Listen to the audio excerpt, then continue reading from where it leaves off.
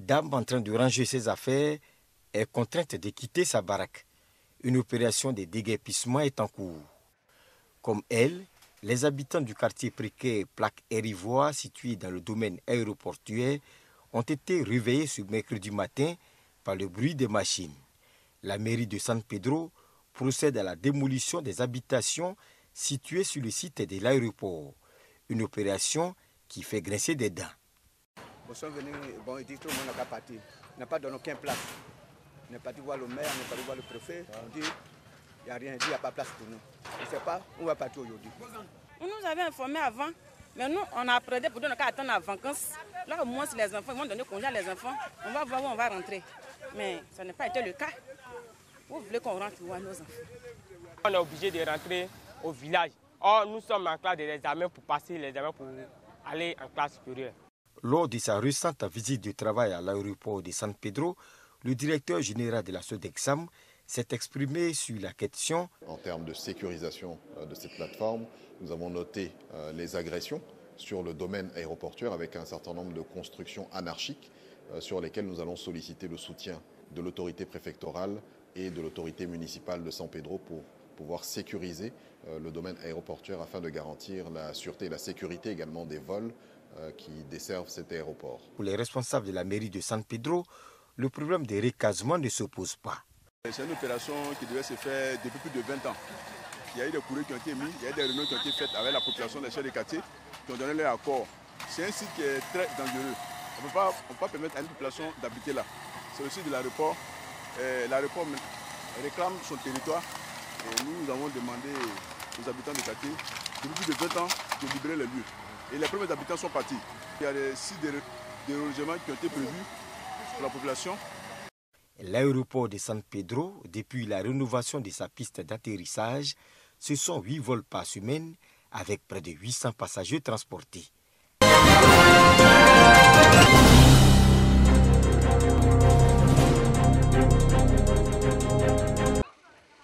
Cinq nouveaux forages hydrauliques et 4 autres réhabilités et équipés de pompes à motricité humaine.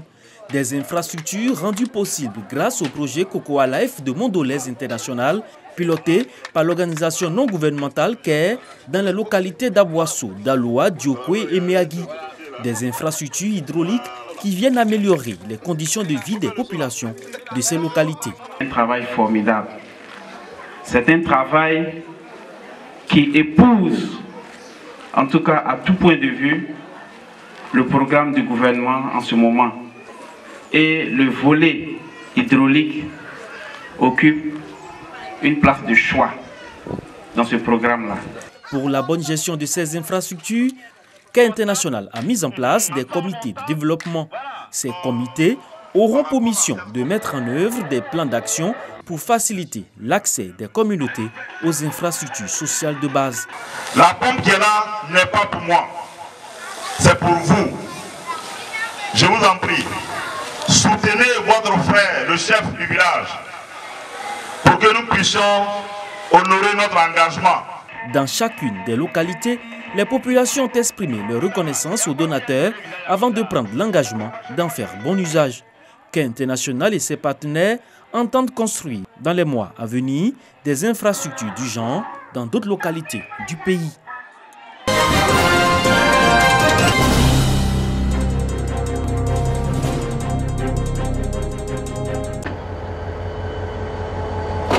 Le train qui traverse le pont ferroviaire sur le Flemzi, un spectacle que tous les habitants de Dimokro connaissent bien. Mais pour tous ces hommes, femmes et enfants, à moto, à pied ou en bicyclette, c'est une véritable épreuve. Toujours le cœur serré et inquiet à chaque enjambement d'une zi via le pont ferroviaire. C'est le cas de cet homme. Nous nous donnons rendez-vous au village. Pour prendre un véhicule et aller à Fatiassou, il faut parcourir 30 km. Alors que nous sommes à 4 km de deux villages. La RAN a fait un pont sur le zi et c'est ce petit pont que vous voyez là. C'est sur ça que tout le monde se sert dessus. Si ce n'est pas par pirogue, il n'y a pas d'autre passage. Et la pirogue, elle est dangereuse parce que souvent les gens tombent dans l'eau. Fetiassou, c'est le premier village que l'on trouve à la sortie du pont ferroviaire sur le Zi. À ses alentours et au-delà, de nombreux villages de Dimokro et du département de Mbato, comme Tiémé-le-Cro, Sérébissou, Adibrobo ou Télébo, zone de production de vivriers qui alimentent les marchés de Dimbokro. Mais pour se rendre dans ces localités, à bord d'un véhicule, il faut faire le grand tour. Notre souhait est que le pont du Nzi, qu'on ait un pont de véhicules. Même aujourd'hui, si on a un cas d'urgence, on prend la personne dans Mac, traverser le pont et prendre un taxi pour aller à l'hôpital. Parce que faire le détour, c'est trop.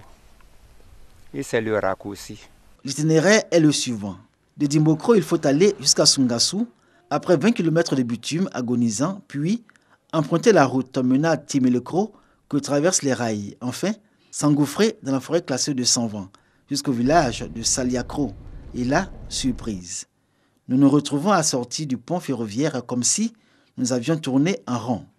Conséquence, quand nous entrons dans Bakalikro après 30 km de route, notre hôte nous y attendait depuis plus d'1 heure. Bienvenue. Salut vous. Merci beaucoup. Vous avez fait jusqu'à 29 à 30 km pour arriver ici. Et je vous souhaite les bienvenus. Et vous avez fait près d'1 heure de temps pour arriver ici. Prions Dieu qu'on ait un pont dans l'avenir pour pouvoir faire le raccourci. Bakalikro, un village de moins de 500 âmes, comme on en trouve rarement aujourd'hui, et où souffle un air de tranquillité et de calme, mêlé de bien-être. Notre hôte et sa famille en profitent bien dans leur ferme, hors du village, où ils gèrent une exploitation porcine et avicole. L'endroit séduit et plaît pour qui le découvre. C'est que Bakalikro plonge le visiteur dans la douceur et la beauté de la nature. Il le réconcilie avec la tradition d'hospitalité et de partage que seuls savent donner les hommes simples et empreints d'humanité.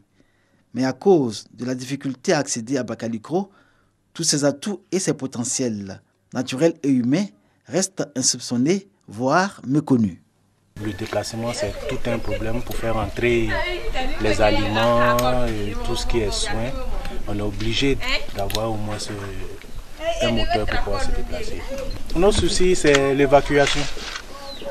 L'évacuation, si on avait un pont déjà à 4 km, ou bien si on avait déjà un pont qui coupe le Nzi et le village où se trouve la ferme, c'était plus important. Juste un pont, c'est ce que nous avons besoin. Nous avons des produits, nous avons de très grandes superficies, nous produisons, mais nous avons des difficultés pour évacuer nos produits. Et vraiment, c'est difficile pour nous. Bakalikro, dans la commune de Dimbokro, pleure de savoir qu'il est si proche de la ville, mais loin et long à atteindre quand on veut s'y rendre en voiture. La faute au fleuve Nzi maugrait encore les populations de ce village qui, depuis belle lurette, ont choisi, par souci d'économie, d'emprunter le pont de fer au détriment de la pirogue dont ils gardent encore de bien mauvais et tristes souvenirs.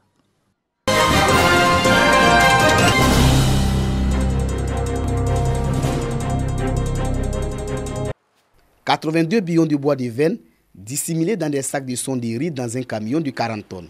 Mode opératoire pour le transport de cette essence naturelle protégée.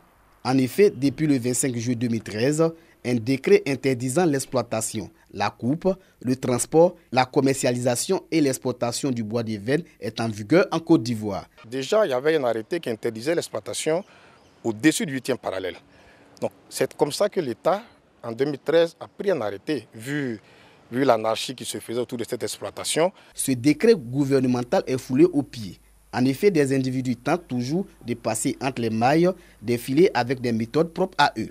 Pour cette tentative, ce conducteur en provenance de Niakara est arrêté par les hommes du commandant Kobo François au corridor nord de Boaké. Ce présumé fraudeur est un habitué de ce trafic illicite de bois de veine. Depuis 2013, les agents des eaux et forêts redoublent de vigilance sur les routes afin d'appréhender les hors-la-loi. Quand on a pris le délinquant, automatiquement, il a été déféré. Et donc, pour ceux qui n'ont pas encore compris, c'est l'occasion pour eux d'arrêter. En 6 mois, 3 camions transportant le bois de veine ont été saisis. Le bois de veine constitue plus de 50% du couvert végétal au-dessus du 8e parallèle. Ce couvert se situe à la porte d'entrée du désert.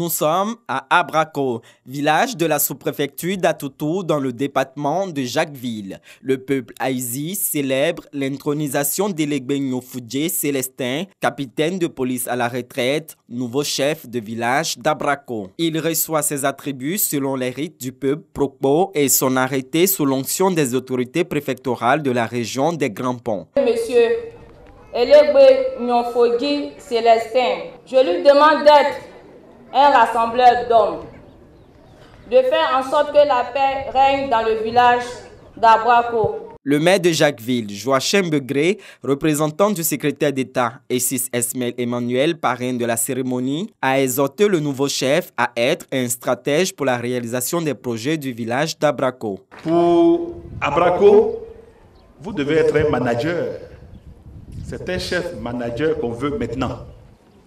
On ne veut plus les chefs à l'ancien.